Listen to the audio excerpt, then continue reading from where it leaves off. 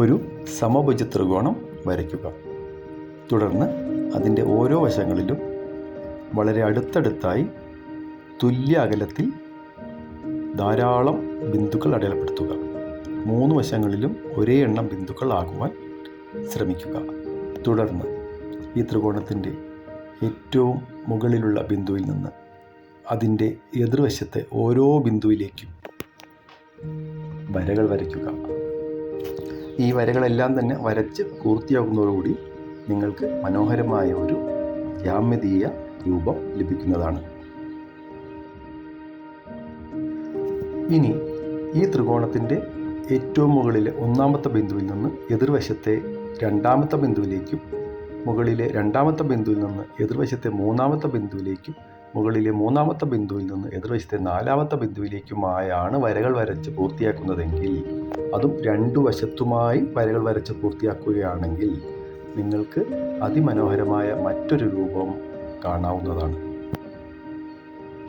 സമാനമായി ത്രികോണത്തിൻ്റെ മറ്റൊരു മൂലയിൽ നിന്നും ഇതുപോലെ വരകൾ വരച്ച് പൂർത്തിയാക്കുകയാണെങ്കിൽ നിങ്ങൾക്ക് കുറച്ചുകൂടി മനോഹരമായ ഒരു രൂപം ലഭിക്കുന്നതാണ്. സമാനമായി ഒരു വൃത്തത്തിൽ അടുത്തടുത്തായി ധാരാളം ബിന്ദുക്കൾ അടയാളപ്പെടുത്തി തുടർന്ന് ഈ 2 ബിന്ദുക്കൾ തമ്മിൽ യോജിപ്പിച്ച് വരകൾ വരയ്ക്കുകയാണെങ്കിലും നിങ്ങൾക്ക് വ്യത്യസ്തമായ രൂപങ്ങൾ വരച്ചെടുക്കാം. ഇതിൽ ഈ വരകൾക്കെല്ലാം തുല്യ നീളമാണെങ്കിൽ ഈ വൃത്തത്തിനുള്ളിൽ മറ്റൊരു വൃത്തം രൂപപ്പെട്ടു വരുന്ന മനോഹര ദൃശ്യം കാണാവുന്നതാണ്. ഒന്ന് കണ്ടു നോക്കുക.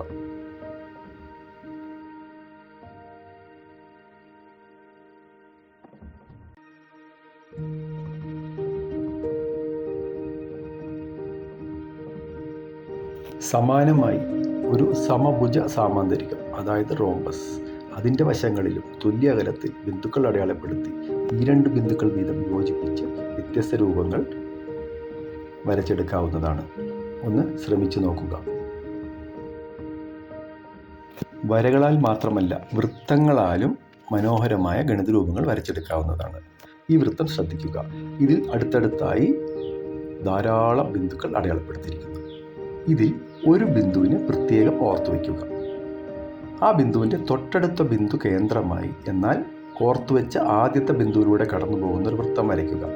തുടർന്ന് തൊട്ടടുത്ത ബിന്ദു കേന്ദ്രമായി എന്നാൽ നമ്മൾ ആദ്യം ഓർത്തുവെച്ച ബിന്ദുവിലൂടെ തന്നെ കടന്നു പോകുന്ന മറ്റൊരു വൃത്തം വരയ്ക്കുക.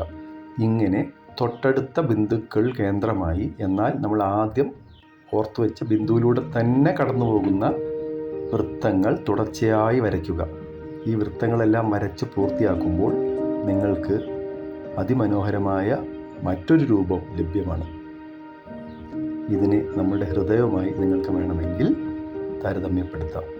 അല്ലെങ്കിൽ ഒരു ആപ്പിളാണെന്ന് വേണമെങ്കിൽ നിങ്ങൾക്ക് സങ്കല്പിക്കാം. അതൊക്കെ നിങ്ങളുടെ സങ്കല്പം.